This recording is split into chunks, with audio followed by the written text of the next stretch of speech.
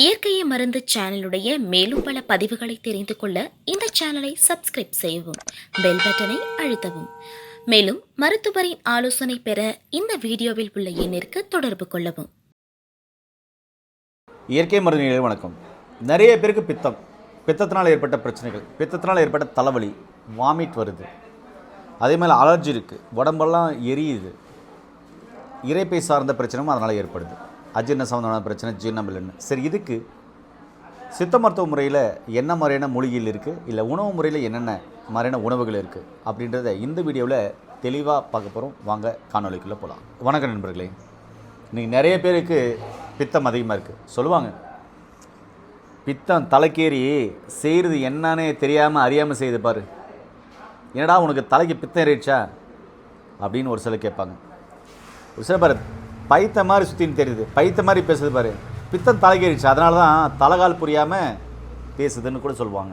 இது கிராமப்புறங்களில் சொல்கிற வழக்கு மொழிங்க. சரி, பித்தம் அதிகமானால் என்ன ஆகும்? பித்தம் அதிகமானால் தலைவலி அதிகமாக இருக்கும், கண்ணெல்லாம் எரியும், உடம்பெல்லாம் அப்படியே நமைச்சல் ஆகும், எரிய ஆரம்பிக்கும், வாமிட் வரும், ஜீரணம் சரியாகாது, உடல் உஷ்ணம் அதிகமாக இருக்கும், மலச்சிக்கல் சார்ந்த பிரச்சனைகள் வரும், இப்படி எண்ணற்ற பிரச்சனைகள் வரும். ஒரு சிலருக்கு ஆண் மலட்டுத்தன்மையும் ஏற்படும். பெண்களுக்கு வெள்ளைப்படுதல் சம்மந்தமான பிரச்சனைகளும் ஏற்படுறதுக்கான வாய்ப்புகள் அதிகமாக இருக்குது. சரி, இந்த பித்தம் சம்மந்தமான பிரச்சனைகள் சரி பண்ணுறதுக்கு நம்முடைய முன்னோர்கள் என்ன பயன்படுத்துகிறாங்க தெரியுமா?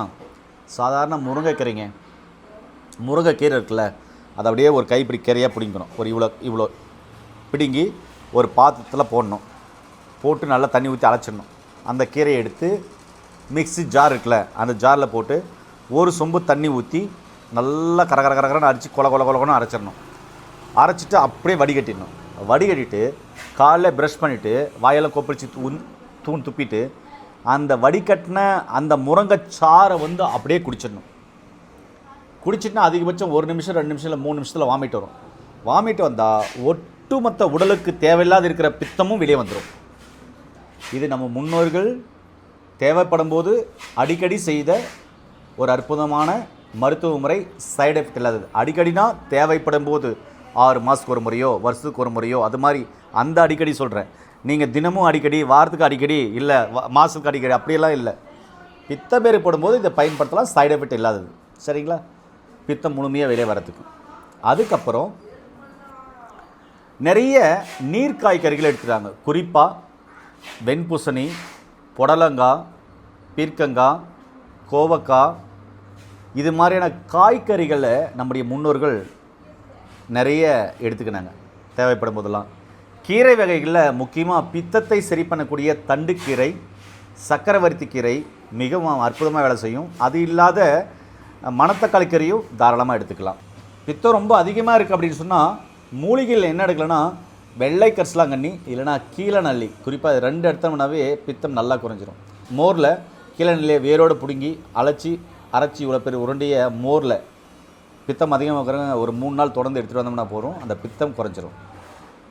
சரி, இதெல்லாம் சாப்பிட்றதுக்கு எனக்கு டைம் இல்லை, பித்தம் அதிகமாக இருக்குது, எண்ணெய் தேய்ச்சி குளிங்கன்னா அதுக்கு டைம் இல்லை, பித்தம் அதிகமாக இருக்குது அதனால் இயற்கையான உணவுகளை சாப்பிடுங்க, பழங்களை சாப்பிடுங்கன்னா அதுக்கெல்லாம் டைம் இல்லை, எனக்கு நிறைய ஜங்க் ஃபுட் சாப்பிடுவேன், ஃபாஸ்ட் ஃபுட் சாப்பிடுவேன், வறுத்து பொரித்து சாப்பிடுவேன், நிறைய கூல்ட்ரிங்க்ஸ் குடிப்பேன், நிறைய ஐஸ்கிரீம் சாப்பிடுவேன், நிறைய தேவையில்லாத ஸ்நாக்ஸு நொறுக்கு திரியெல்லாம் சாப்பிடுவேன் அப்படின்னு சொன்னால், அதே மாதிரி டீ நிறைய குடிப்பேன், காஃபி நிறைய குடிப்பேன், அதுவும் ஃபில்டர் காஃபி, ஃபில்டர் டீ நிறைய ஃபில்டர் காஃபி நிறைய குடிப்பேன், அதுக்கப்புறம் டீ வெரைட்டியாக இருக்குது, அந்த டீ எல்லாம் நிறைய குடிப்பேன் அப்படின்னு சொன்னீங்கன்னா மருந்து மாத்திரை சாப்பிட்றதுக்கெலாம் டைம் இல்லைன்னு சொல்கிறவங்களுக்கு இதுதான் பித்த நிவாரண சூர்ணம்.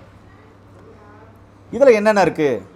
பித்தத்தை சரி பண்ணக்கூடிய சீரகம் இருக்குது, அதுக்கப்புறம் கட்டி பெருங்காயம் இருக்குது, சுக்கு இருக்குது, இது மாதிரியான மூலிகைகள் நிறைய இருக்குது. அதிமதுரம் இருக்குது, சித்தரத்தை இருக்குது, இது மாதிரி நிறைய சொல்லிட்டு போகலாம். இது மாதிரி நிறைய மூலிகைகள் இருக்குது. சரியா? இதை என்ன செய்யணும்னா ஒன்றும் இல்லைங்க, இப்படி எடுத்து காலை இரவு மதியம் தாராளமாக சாப்பிட்லாம். இது குழந்தைங்க கையில் கிடச்சனாக்கா நல்லா ஸ்வீட்டாக இருக்கும், நல்லா அள்ளி சாப்பிட்ருவாங்க. இது என்ன பண்ணணுன்னா எடுத்து இங்கே பாருங்கள், இப்படி எடுத்து